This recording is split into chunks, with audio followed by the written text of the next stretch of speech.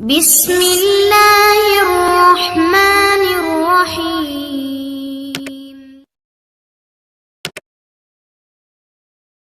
اعوذ باللہ من الشیطان الرجیم۔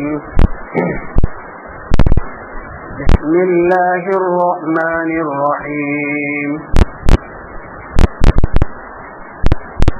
ان الذين يكتمون ما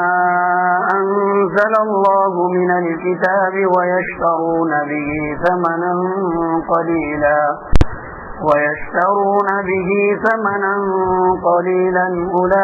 اولئك ما يأكلون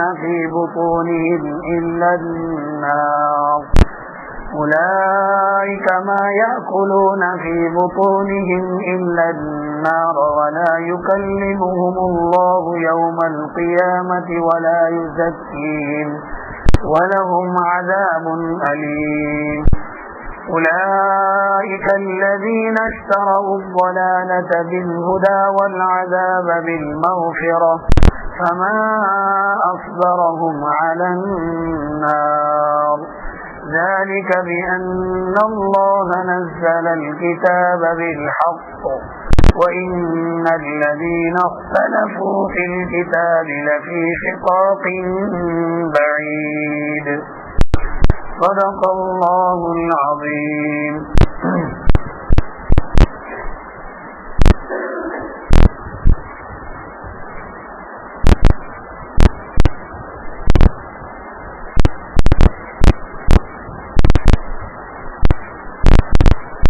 سورہ بقرہ کی یہ 3 آیتیں ہیں۔ اوپر والی آیتوں سے ربط اور تعلق ان 3 آیتوں کا یہ ہے کہ اوپر والے آیتوں میں اللہ تبارک و تعالی نے محرمات حسیہ کا بیان کیا تھا،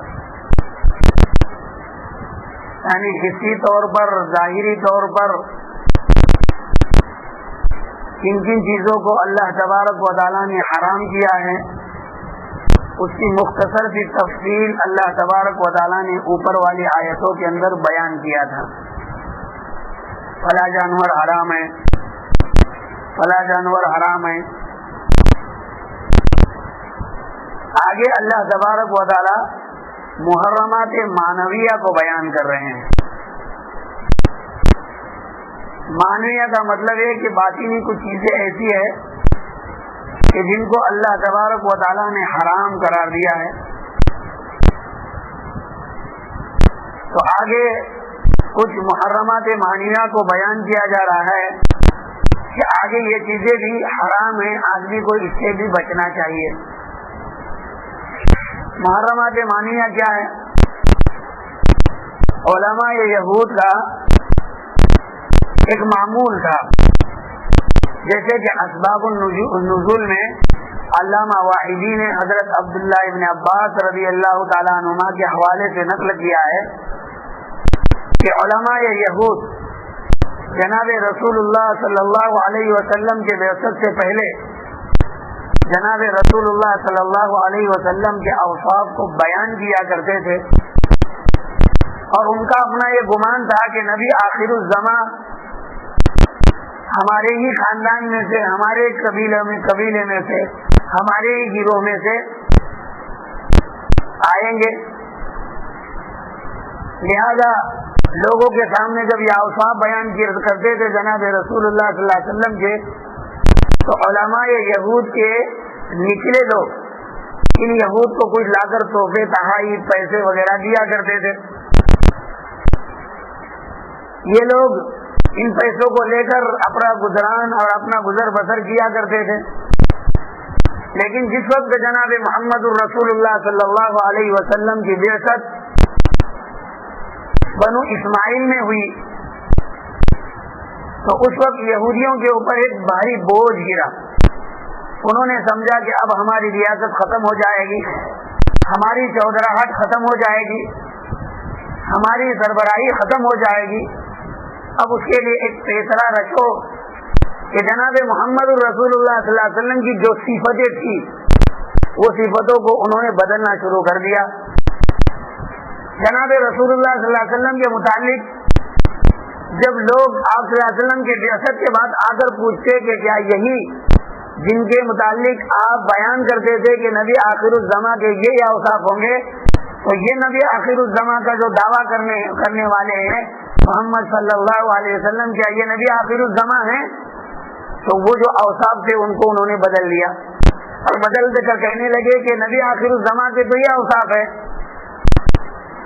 اور یہ وصف ان میں پائے نہیں جاتے ہیں۔ اس سے معلوم ہوتا ہے کہ شاید یہ نبی آخر الزماں نہیں ہے۔ تو لوگ بھی سوچتے تھے کہ چلو یہ نبی آخر الزماں نہیں ہے، ہو سکتا ہے کہ یہودیوں میں سے نبی آخر الزماں آئیں گے، اس لیے جاتے وقت ان کو پیسے دیا کرتے تھے اور کچھ رشوت مال وغیرہ دیا کرتے تھے، اس کو لے کر اپنا گزران بسر کرتے تھے۔ اللہ تبارک و تعالیٰ کو یہ بات بڑی ناپسندیدہ محسوس ہوئی، ناپسندیدہ معلوم ہوئی۔ اللہ تبارک و تعالیٰ نے اس کے اوپر اس آیت کو نازل فرما کر ان کے اس برائی اور محرمات مانوی کی اللہ تبارک و تعالیٰ نے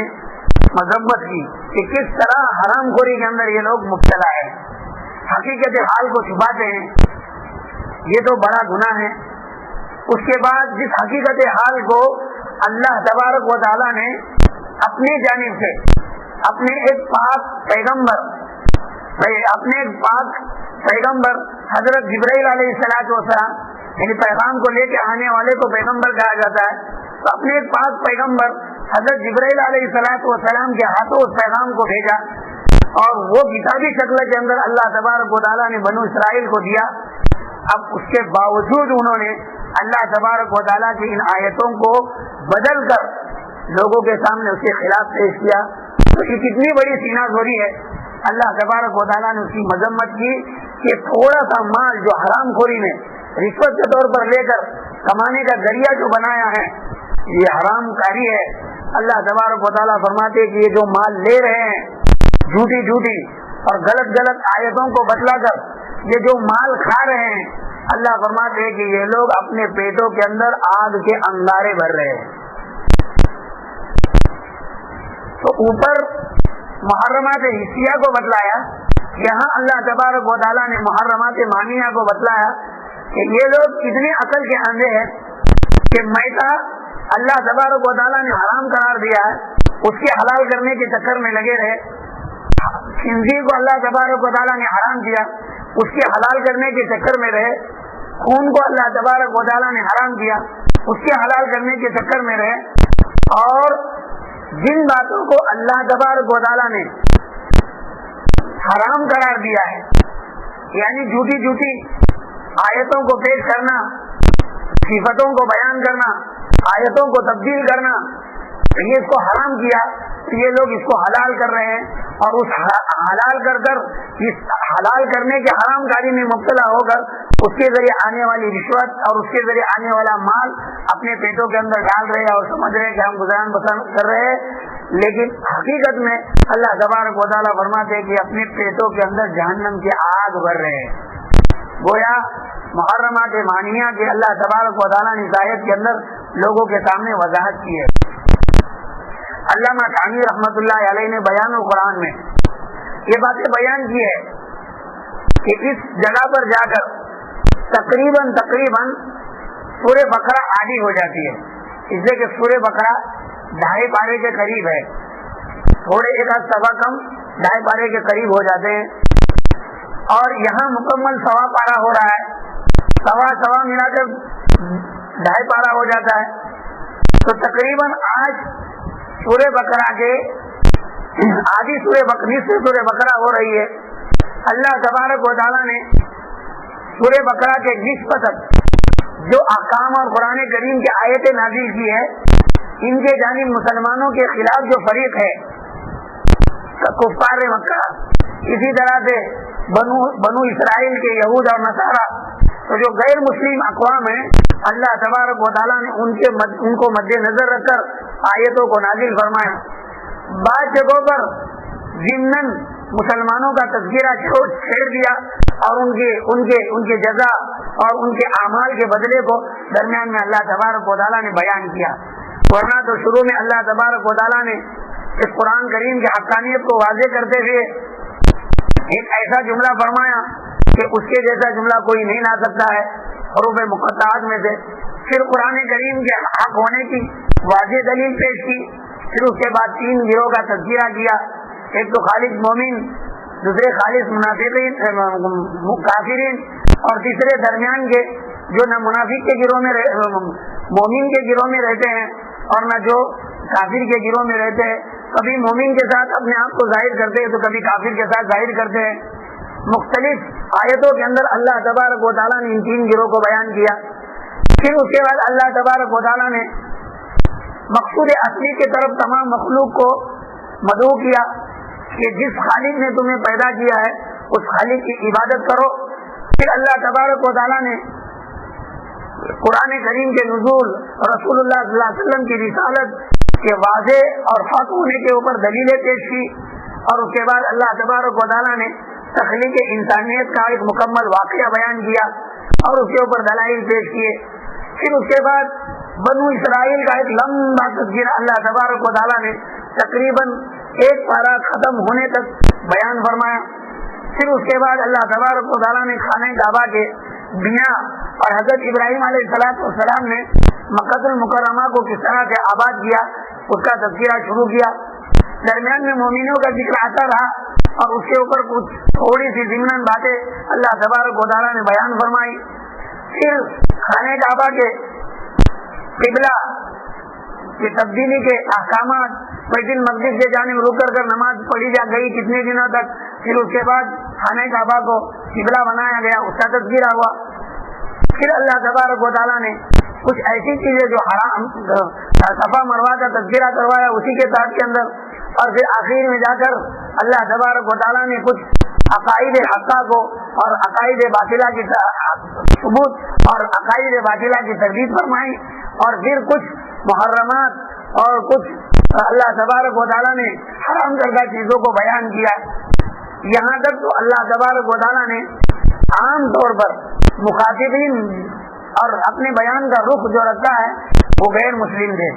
اب آگے اللہ تبارک و تعالیٰ اس پاؤ پارے کے بعد سے لے کر آخری صورت تک اللہ تبارک و تعالیٰ نے مومنین کو مد نظر رکھا ہے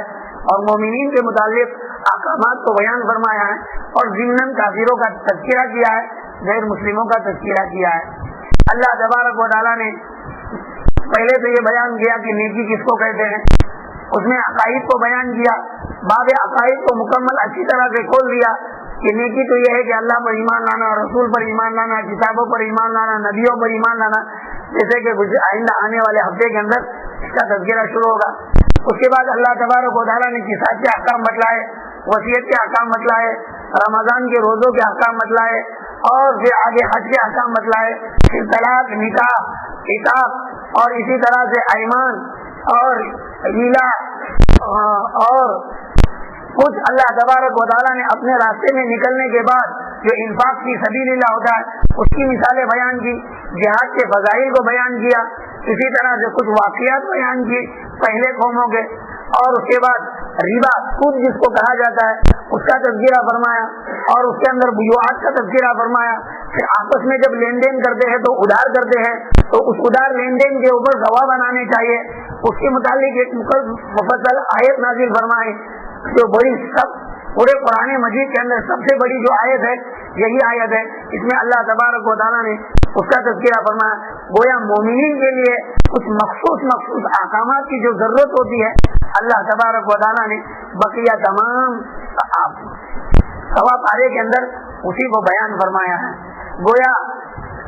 حضرت ثانی رحمۃ اللہ علیہ نے مکمل سورہ بقرہ کا نچوڑ بیان القرآن کے اندر بتلا دیا ہے، جس کا مختصر خاکہ میں نے آپ لوگوں کے سامنے پیش کیا ہے. تو ربط آیات تو یہ تھی کہ پہلے اللہ تبارک و تعالیٰ نے محرمات حسیہ کو بیان فرمایا ہے اور ان 3 آیتوں میں اللہ تبارک و تعالیٰ محرمات معنویہ کو بیان فرما رہے ہیں. اس کا شأن نزول کیا ہے؟ تو ابھی جیسا کہ میں نے علامہ واحدی نے جو حضرت عبداللہ ابن عباس رضی اللہ تعالیٰ عنہ سے جو روایت نقل کی ہے اسباب النزول کے اندر، اس روایت کو میں نے آپ کے سامنے بالکل بیان کیا. اس سے یہ معلوم ہوتا ہے کہ یہ آیت علماء یہود کے متعلق نازل ہوئی ہے اب علماء یہود کا کیا کام تھا؟ اس 3 آیتوں کا خلاصہ اور نچوڑ یہ ہے کہ اللہ تبارک و تعالیٰ نے ان 3 آیتوں کے اندر ایک بات تو علماء یہود کی سوداگری کو بیان کیا ہے، ان کی ایک معاملے کو بیان کیا ہے، ان کی ایک سوداگری کو بیان کیا ہے، پھر اس سوداگری پر معنوی اعتبار سے کیا نتیجہ نکلتا ہے اور اس کا کیا انجام ہوتا ہے، اللہ تبارک و تعالیٰ نے اس کو بیان کیا کہ اس تمہارے سوداگری کا انجام کیا ہے۔ اس انجام کی طرف اللہ تبارک و تعالیٰ نے ان لوگوں کو متوجہ کیا، اور پھر اس کے بعد اس سوداگری پر جو اخروی اعتبار سے عذاب آنے والے ہیں، اللہ تبارک و تعالیٰ نے ان عذابات کو بیان کیا،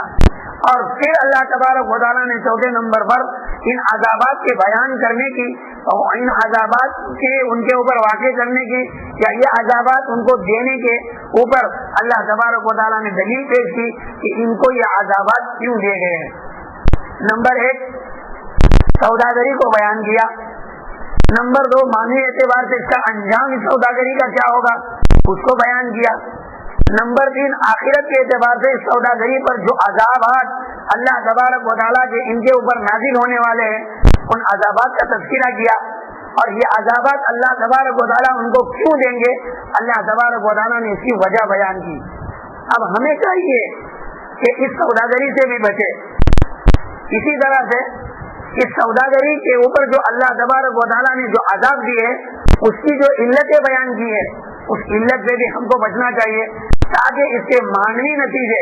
اور اللہ تبارک و تعالیٰ کی جانب سے اخروی اعتبار سے جو عذابات ہم پر نازل ہونے والے ہیں ہم اللہ تبارک و تعالیٰ کے ان عذابات سے اور معنی نتیجے سے محفوظ رہے۔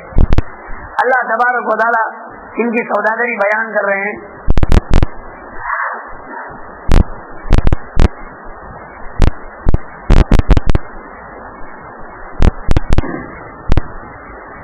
ان کی سوداگری تو یہ تھی کہ وہ لوگ اللہ تبارک و تعالیٰ کے آیتوں کے جو مضامین تھے، اللہ تبارک و تعالیٰ نے توریت کے اندر جن جن آیتوں کو نازل کیا تھا اور ان آیتوں کا جو مضمون تھا اس مضمون کے اندر انہوں نے تغیر و تبدل کیا، یعنی ان آیتوں کو بدل دیا۔ اسی طرح سے بعض علماء یہود نے ان آیتوں کو چھپایا، بعض علماء یہود نے ان آیتوں کو توریت کے اندر سے خارج کر دیا، نکال دیا۔ تو ان کی ایک یہ سوداگری تھی، کیوں نکالا، کیوں چھپایا، کیوں تبدیل کیا؟ اللہ تبارک و تعالیٰ فرماتے مقصود اس سے یہ تھا کہ کچھ مال دنیا کا حاصل کرے، تو گویا اس بدلنے کے عوض میں انہوں نے دنیا کا مال حاصل کیا، آیتوں کو بدل دیا، گویا آیتوں کو ان کو بولا کیسے بدل کر غلط آیتیں سامنے والے کو دے دی اور اس کے بدلے میں ان سے جو ہے دنیا کا مال لے لیا، یہ انہوں نے سوداگری کی۔ جس طرح سے ہم دکان کے اندر کسی دال کو فروخت کرتے ہیں، سامنے والے سے سمجھ لیتے ہیں، ایسے انہوں نے اللہ تبارک و تعالیٰ کے آیتوں کو بدل کر وہ لوگوں کو دے دیا، بیچ دیا، بیان کیا، اور اس کے بدلے میں لوگوں سے سمجھ حاصل کیا۔ دنیا کا تھوڑا سا مال اللہ تبارک و تعالیٰ کی ان آیتوں کے بدلے کے اندر انہوں نے لیا۔ اللہ تبارک و تعالیٰ فرماتے ہیں یہ سوداگری ان کی بری ہے، انہوں نے اچھا نہیں کیا، ہمارے آیتوں کو تبدیل کرنے کا انہیں کوئی حق نہیں ہے۔ علماء یہود کا تذکرہ فرما کر علماء امت محمدیہ کو اللہ تبارک و تعالیٰ چوکنا کر رہے ہیں کہ جس طرح سے علماء یہود نے مالی منفعت کے خاطر، دنیاوی قرض کے خاطر ہمارے توریت کی آیتوں کو بدل دیا، توریت کے احکامات کو بدل دیا، توریت کے مضامین کو بدل دیا، تم اے علماء امت محمدیہ تم اس طرح سے مت کرو، دنیاوی مال کے خاطر، دنیاوی فائدے اور منصب کے خاطر، دنیاوی جاہ اور عزت کے خاطر اللہ تبارک و تعالیٰ کی آیتوں کو مت بدلو، اللہ تبارک و تعالیٰ کی آیتوں کو بدل کر اس کے مفہوم کے اندر تغیر پیدا کر لوگوں کے سامنے مت پیش کرو کہ اس کے ذریعے سے مال کماؤ اور اپنے زندگی کا گزاران اور اپنی زندگی کا سہارا اس کو بنا لو۔ اللہ تبارک و تعالیٰ نے علماء امت محمدیہ صلی اللہ علیہ وسلم کو اس سے چوکنا کیا، متنبہ کیا۔ اس سے پتہ چلتا ہے دین کے احکامات کوئی غلط بیان کر کر سامنے والے سے مال حاصل کرتا ہے یا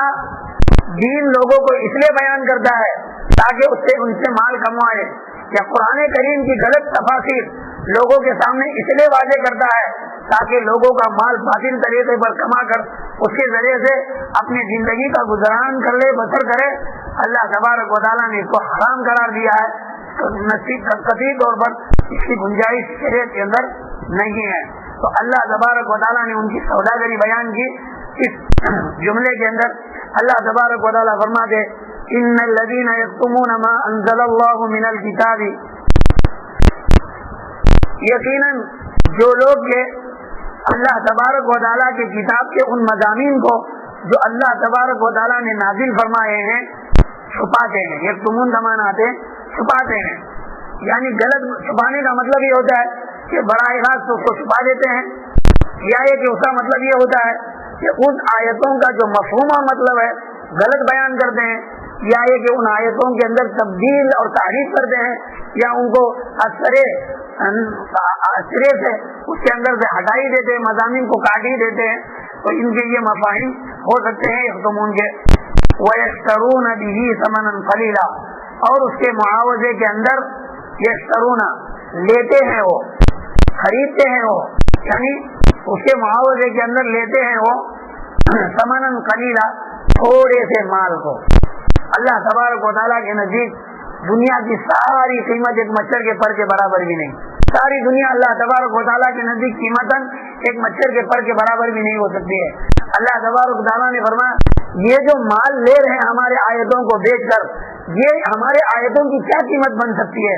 یہ جو کچھ حاصل کر رہے ہیں ثمنًا قلیلا، یہ تھوڑا سا ثمن ہے، تھوڑا سا اس کا عوض ہے جو یہ لے رہے ہیں۔ اللہ تبارک و تعالیٰ نے ان کے اس سوداگری کو اس کے اندر بیان فرمایا ہے۔ آگے اللہ تبارک و تعالیٰ نتیجہ کیا ہوتا ہے، معنی نتیجے کو بیان کر رہے ہیں، اس کا نتیجہ کیا ہے۔ اللہ تبارک و تعالیٰ فرماتے اس سمن کو اٹھا کر یہ کھا رہے ہیں، اس کھانے کے بنا پر کیا ہوا، حرام مال کمایا انہوں نے، اس کو اپنے پیٹ میں ڈالا تو گویا قیامت کے دن یہ آگ کا انگارہ بن گیا ہے۔ یہی مال قیامت کے دن آگ کا انگارہ ہوگا، گویا دنیا کے اندر یہ حرام مال کھا رہے ہیں تو ایسا ہی ہے وہ آگ کو کھا رہے ہیں، یعنی قیامت کے دن ان کو آگ کے اندر جلنا پڑے گا اس حرام خوری کے بنا پر۔ اور بعض لوگوں نے حقیقت پر اس آیت کو آگے والے جملے کو معمول کیا ہے کہ ابھی جو وہ کھا رہے ہیں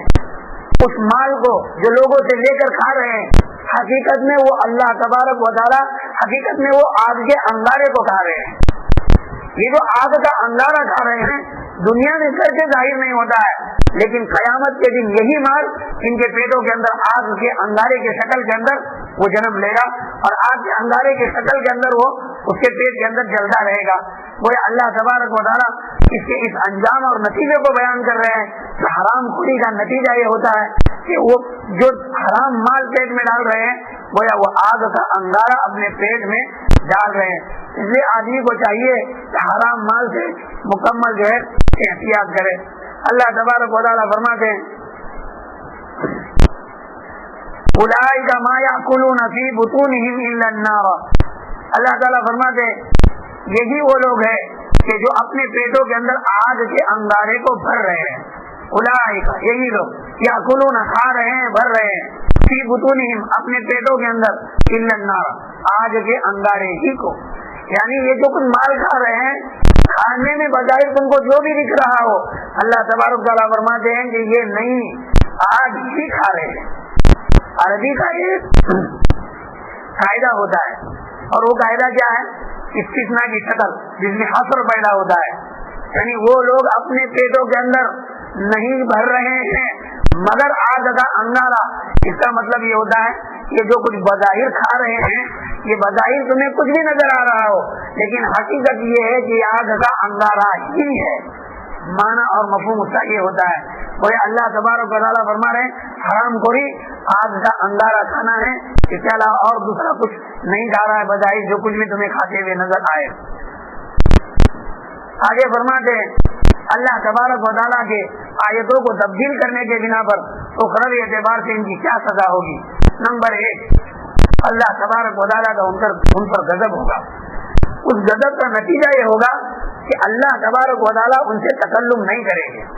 کیا مفہوم اور مطلب تکلم نہیں کرنے کا؟ قیامت کے دن اچھے اور برے، مسلمان اور غیر مسلم،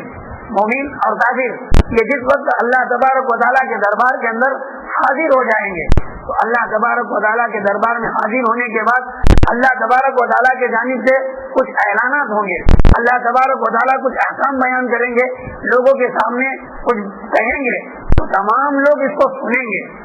لیکن کچھ لوگ ایسے ہوں گے کہ اللہ تبارک و تعالیٰ کی اس آواز کو وہ سن نہیں پائیں گے. یعنی وہ عام جو مجمع ہوگا یا عام لوگ اس چیز کو سن سکیں گے، لیکن یہ لوگ اللہ تبارک و تعالیٰ کی اس آواز کے سننے سے قیامت کے دن محروم رہیں گے. وہ کون لوگ ہیں؟ جو حرام مال کھاتے ہیں، حرام مال اپنے پیٹوں کے اندر ڈالتے ہیں، اللہ تبارک و تعالیٰ کی آیتوں کو بیچ کر اس کے ذریعے سے مال کماتے ہیں. ایسے لوگ قیامت کے دن اللہ تبارک و تعالیٰ کی آواز کو نہیں سن سکیں گے. مطلب یہ کہ اللہ تبارک و تعالیٰ ان سے کلام نہیں کریں گے.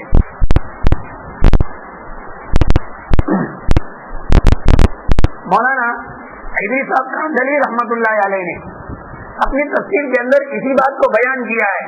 ولا یکلمون کا مطلب کیا ہے کہ جب اللہ تبارک و تعالیٰ تمام سے بات کریں گے تو تمام لوگ بات سنیں گے، لیکن کچھ لوگ ایسے ہوں گے کہ اللہ کے اس کلام سے محروم رہیں گے. وہ یہ لوگ ہوں گے جو حرام مال اپنے پیٹوں کے اندر ڈالتے ہیں بلا جھجک.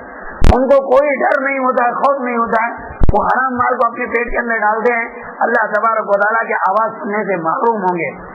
کہتے ولا یکلمہم اللہ یوم القیامہ، اللہ تبارک و تعالیٰ قیامت کے دن ان سے بات نہیں کریں گے. اللہ تبارک و تعالیٰ ان سے تکلم نہیں کریں گے. کام کیسے انجام دیں گے، سزا کیسے دیں گے؟ کہا کہ اللہ تبارک و تعالیٰ ان سے تمام کام اپنے فرشتوں کے ذریعے انجام دلوائیں گے.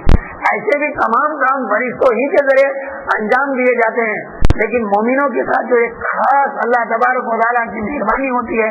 تو وہ مہربانی اور لوگوں کے ساتھ نہیں ہوں گی. اور ان میں یہ لوگ ایسے ہوں گے کہ مکمل اللہ کی مہربانی سے محروم رہ جائیں گے. اللہ تبارک و تعالیٰ فرماتے ہیں کہ دنیا کے اندر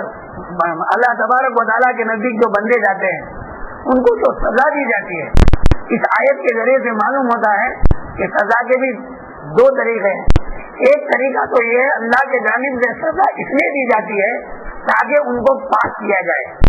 ان کو صاف کیا جائے اور ان کے گناہ کو دھلوائے جائے اور پھر اس گناہ کے دھل جانے کے بعد ان کو جہنم سے نکال کر جنت میں ڈالا جائے. تو اللہ تبارک و تعالیٰ کے جانب سے جو سزا دی جاتی ہے قیامت کے دن کچھ لوگوں کو جو سزا دی جائے گی مومنین کو، تو اس سزا کا مقصد یہ ہوگا کہ اس سزا کے ذریعے سے ان کے گناہ کو دھلوایا جائے گا. لیکن آیت کے ذریعے سے معلوم ہوتا ہے کہ بعض لوگوں کو جو سزا دلوائی جائے گی وہ گناہ کے دھلوانے کے لیے نہیں، بلکہ ان کے تکلیف کو بڑھانے کے خاطر اور ان کو عذاب کے چکھانے کے خاطر اللہ تبارک و تعالیٰ کی جانب سے انہیں سزا دی جائے گی. اللہ تبارک و تعالیٰ فرماتے ولا یکلمہم اللہ یوم القیامۃ ولا یزکیہم، اور ان کو پاک نہیں کریں گے. یعنی اللہ تبارک و تعالیٰ ان کو پاک نہیں کریں گے، ان کے گناہ کو معاف کروا کر یا ان کے گناہ کو دھلوا کر اللہ تبارک و تعالیٰ ان کو پاک نہیں کریں گے. جیسا بعض مومنین کے گناہ کے متعلق اللہ کہیں گے کہ جاؤ تمہارے گناہ کو معاف کر دیا، تم جنت کے اندر چلے جاؤ. بعض مومنین کو اللہ تبارک بعض مومنین کو اللہ کہیں گے کہ جاؤ میں نے تمہارے گناہوں کو معاف کر دیا، جنت کے اندر داخل ہو جاؤ. بعض مومنین کو اللہ جہنم میں ڈالیں گے، سزا دیں گے فرشتوں کے ذریعے، پھر ان کے گناہ دھل جائیں گے، اللہ تبارک و تعالیٰ ان کو نکال کر جنت کے اندر داخل فرما دیں گے. لیکن بعض لوگ ایسے ہوں گے کہ ان کے گناہ کو معاف کر کر اور ان کے گناہ کو دھلوا کر اللہ تبارک و تعالیٰ ان کو پاک نہیں کریں گے. مطلب یہ ہوگا کہ ان کو جو سزا دی جائے گی ان کے گناہ کو پاک کرنے کے لیے نہیں، بلکہ ان کو تکلیف دینا مقصود ہوگا، ان کو عذاب چکانا مقصود ہوگا. جو سرکشیاں انہوں نے دنیا کے اندر کی ہے اللہ تبارک و تعالیٰ اس کے وبال کو دنیا کے اندر چکانا چاہیں گے. ان لوگوں میں سے یہ لوگ بھی ہوں گے جو اللہ تبارک و تعالیٰ کے قرآن کریم کو بیچ کر غلط مفاہیم بیان کر اور اللہ کی کتابوں کی غلط غلط مفاہیم بیان کر کر مال لیتے ہیں اور مال کو اپنے پیٹوں کے اندر ڈالتے ہیں، ایسے لوگوں کو بھی اللہ قیامت کے دن پاک نہیں کروائیں گے، بلکہ ان کو جو عذاب دیا جائے گا یہ عذاب خاص ان کو تکلیف دینے کے لیے، اور دنیا میں جو اللہ کی آیتوں کو بیچ کر مال حاصل کر کر مال کھایا ہے، اللہ تبارک و تعالیٰ ان کے اس وبال کو چکھانے کے لیے ان کو سزا دیں گے۔ اسی کو فرما رہے ولا یزکیہم، اور اللہ تبارک و تعالیٰ ان کو پاک نہیں فرمائیں گے، وَلَهُمْ عَذَابٌ عَلِيمٌ، آگے فرماتے ان کے لیے دردناک عذاب ہوگا۔ کتنی اللہ تبارک و تعالیٰ نے خطرناک سزائیں بیان کی ہے۔ ایک تو اللہ تکلم نہیں کریں گے، کتنا غضب ہوگا اس انسان کے اوپر کہ جہاں خود اللہ تبارک و تعالیٰ ان سے تکلم نہیں کریں گے، اس پر غضبناک ہوں گے۔ پھر آگے اللہ تبارک و تعالیٰ اس کو پاک بھی نہیں کریں گے، اور پھر آخر اللہ تبارک و تعالیٰ اس کو دردناک عذاب میں رکھیں گے، اور جو اس نے حرام خوری کی ہے یہ اس کے لیے آگ کا انگارہ بنا ہوا ہوگا جو اس کے لیے تکلیف دہ ہوگا۔ آگے اللہ تبارک و تعالیٰ قرآن مجید کے اندر یہ بیان کر رہے ہیں اولئک الذین اشتروا الضلالۃ بالہدی والعذاب بالمغفرۃ فما اصبرهم علی النار۔ آگے والے آیت کے اندر اللہ تبارک و تعالیٰ یہ بیان کرے انسان کا گھاٹا، انسان کا خسارہ، یہ کیسے خسارے میں پڑ گئے۔ دیکھو یہ ایسے لوگ ہیں کہ جنہوں نے گمراہی کو، بے راہروی کو ہدایت اور راہروی کے بدلے میں لے لیا، حاصل کر لیا، خرید لیا، یعنی انہوں نے بے راہروی کو، گمراہی کو اپنا لیا اور ہدایت کو ترک کر دیا۔ ان کا انجام یہ کہاں؟ دنیاوی اعتبار سے، یعنی دنیا کے اندر جو اس طرح سے حرام خوری کر رہے ہیں، اللہ کی آیتوں کو بیچ کر اسے مال حاصل کر رہے ہیں، معنوی اعتبار سے اللہ تبارک و تعالیٰ یہ فرما رہے ہیں کہ انہوں نے کیا کیا ہے، دنیا کے اندر کوئی یہ راہرو نہیں ہے بلکہ بے راہروی کر رہے ہیں۔ یہ جس راستے پر چل رہے ہیں یہ گمراہی کے اوپر چل رہے ہیں، ضلالت کے اوپر چل رہے ہیں، گویا انہوں نے ضلالت کو اپنا لیا،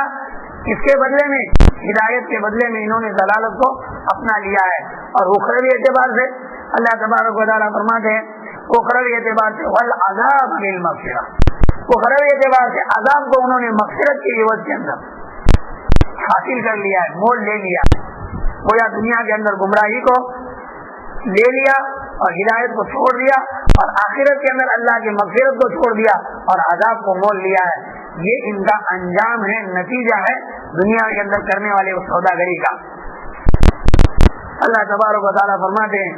کہ ان کو شاباشی دینا چاہیے، ان کی جرات کے اوپر ان کو شاباشی دینا چاہیے، ان کے اس بہادری کے اوپر کہ کتنے یہ آگ کے اوپر صبر کرنے والے ہیں۔ ابھی اللہ تبارک و تعالیٰ کی جانب سے یہ جو بات کہی جا رہی ہے تو یہ چیز کیوں کہی جا رہی ہے؟ مومنین کو تسلی دینے کے لیے کہی جا رہی ہے، ورنہ تو وہ آگ پر صبر نہیں کر سکیں گے۔ انسان کا بدن اور وہ آگ پر صبر کرے یہ کیسا ہو سکتا ہے؟ ان کے عذاب کی سختی کو بیان کرنے کے لیے بیان کر کر مومنین کو تسلی دینا مراد ہے کہ جس طرح سے قرآن کی توریت کی آیتوں کو بدل کر لوگوں کو تمہارے خلاف کھڑے کر رہے تھے، اے مومنوں قیامت کے دن ان کا انجام ایسا ہوگا کہ ان کو آگ کے اوپر صبر کرنا پڑے گا، مجبوراً صبر کرنا پڑے گا، حالانکہ اس پر صبر نہ کر سکیں گے۔ اسی کو اللہ تعالیٰ فرماتے ہیں فما اصبرهم علی النار،